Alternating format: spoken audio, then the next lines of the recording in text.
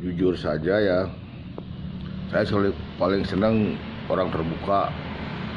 Si demen kulit-kulitan, artinya pura-pura, itu saya tidak senang.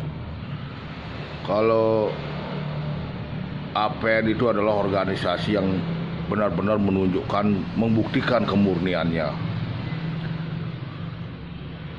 Amukti Palapa Nusantara itu organisasi yang benar-benar murni, yang dituntun oleh leluhur. Makanya jangan coba-coba mau bergabung dengan APN kalau tidak memiliki jiwa pengabdian murni, berani berkorban, berani berjuang tanpa memikirkan mau jadi apa dan dapat apa. Saya berani bertanggung jawab dengan ucapan saya ini. Sampai saat ini 3 tahun Amukti Palapa Nusantara belum pernah menerima apa yang namanya sponsor, apa yang namanya bantuan pemerintah. Selama ini kegiatan APN yang begitu gencar dilihat, ditonton, atau dibuktikan oleh orang. Bahkan saya pribadi dari tahun 91, saat saya dibawa ke Gunung Wilis oleh leluhur Nusantara untuk membuktikan dengan fakta-fakta nyata bagaimana peradaban Nusantara, bagaimana adat-adat budaya Nusantara ini yang harus dilestarikan, harus diamankan, atau harus dipertahankan oleh anak cucunya. Sendirian pada zaman tahun 91, Anda coba bayangkan bagaimana situasi dan kondisi ekonomi, politik, ya, dan bagaimana situasi di Gunung Wilis pada tahun 91. Saudara bisa buktikan sendiri, ya. Jadi tidak harus percaya saja dengan mulut saya ngomong. Ya. Itulah bukti pengabdian dan pengorbanan saya sebagai orang Bali yang dituntun oleh leluhur dan tidak bisa mengelak. Sampai sekarang berdiri APN. Ya. Sekali lagi jangan coba-coba masuk bergabung APN kalau tidak punya jiwa-jiwa yang benar-benar murni untuk leluhur. Ya. Karena di APN bukan organisasi untuk tempat cuap-cuap. Ya, jadi begitu banyak kegiatan-kegiatan APN membangkitkan kembali akar adat budaya leluhur Nusantara. Jadi bukan teori tok. Sudah banyak sekali ditunjukkan bukti-bukti oleh beliau membangkitkan peradaban, membangkitkan petilasan-petilasan yang selama ini dibengkalaikan atau tidak diraukan. Yang justru itulah akar daripada adat-adat budaya leluhur Nusantara. Bagaikan pohon, kalau akarnya tidak diraukan, bagaimana pohon itu mau tumbuh dengan baik dan benar, mau berbuah atau berbunga kalau akarnya tidak kita rawat. Inilah organisasi APN yang benar-benar murni, dituntun oleh leluhur, dan putu-putu ayahnya yang dipanggil. Ya. Dalam hal ini kami hanya menerima saja. Siapapun yang menyatakan diri bergabung, saya terima, karena kami tidak bisa mengenal merekrut anggota, karena kami itu tidak punya dana besar, tidak punya sponsor, tidak punya tujuan politik. Ya. Sekali lagi, saya tidak ada tujuan politik, makanya saya tidak merekrut anggota. Karena buat apa saya merekrut anggota? Tetapi kalau sudah orang-orang yang percaya dengan perjuangan murni saya mau bergabung, silakan. Begitupun kalau mereka di tengah jalan keluar, saya tidak jadi masalah. Tak repot saya. Ya, ngapain repot-repot memikirkan orang mau keluar mau gini. Ya. Masuk pun saya tidak rekrut, keluar pun saya tidak akan masalahkan. Ya. Mau keluar kayak mau siap kayak bergabung, mau gimana terserah itu. Ya, kembali kepada dirinya masing-masing. Jadi, biar tidak nanti baru masuk, baru tahu tidak ada apa-apa keluar. APN ini bukan organisasi untuk cari lahan. APN ini bukan organisasi untuk cari tujuan politik, tujuan ekonomi.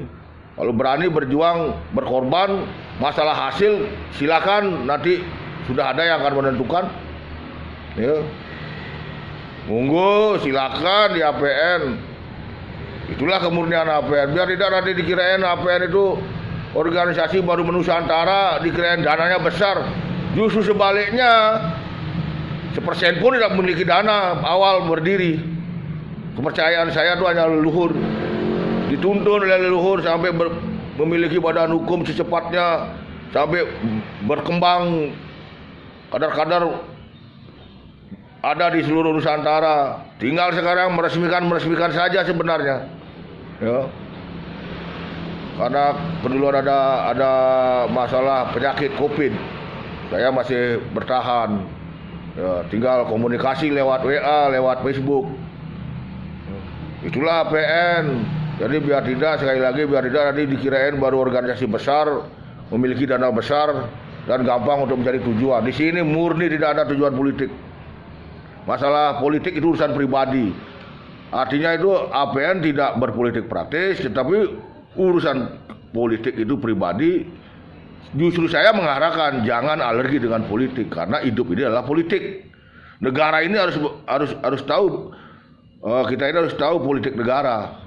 Mana yang harus dibela, mana yang tidak, supaya tidak kita ini kehilangan jejak atau tersesat.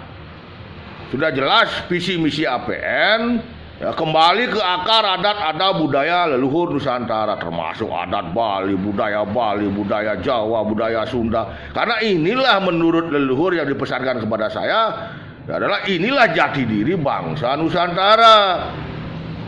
Kalau sebagian besar, khususnya di Bali, sebagian besar orang Bali sudah tidak mengenal lagi akar sejarah peradaban leluhurnya, adat budaya leluhurnya yang diwariskan oleh leluhur. Apa jadinya Bali?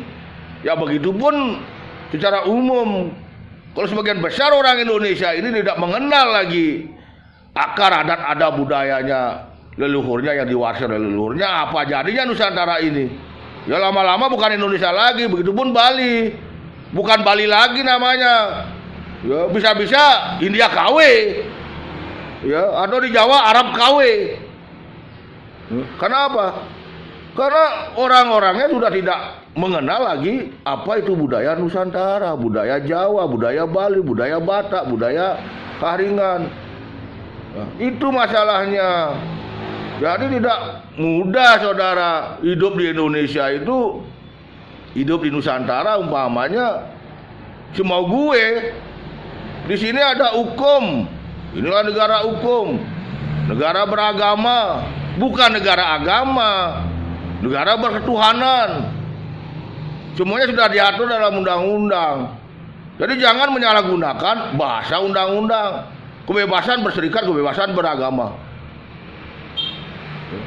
Ya harus disesuaikan juga dengan akar adat budaya kita. Jangan mentang-mentang baru bebas tidak bertanggung jawab. Itulah sebenarnya yang harus direnungkan. Jangan baru ada istilah kebebasan, berkeyakinan, berserikat. Anda bebas memasukkan paham-paham yang bertentangan atau merusak negara, merusak leluhur.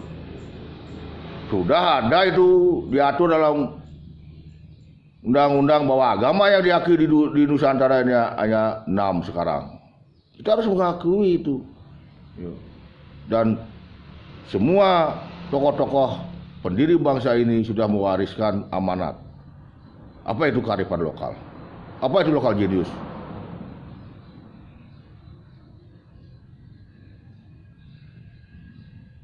Sekali-sekali berpikir.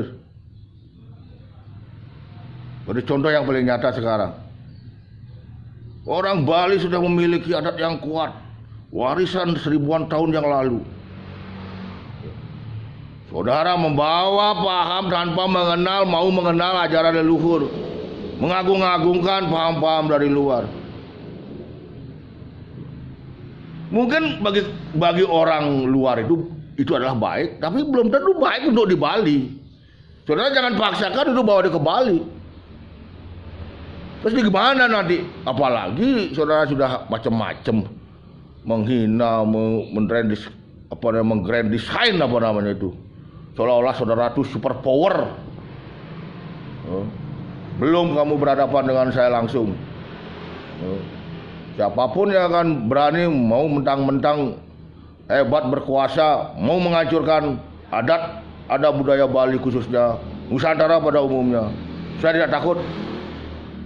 Cara Bali ini bang saya nggak ada nak melanin jati dirinya itu adalah seorang provokator. Saya nggak ada anak mati-matian membela warisan leluhurnya adalah pengkhianat. Paham ya? Paham?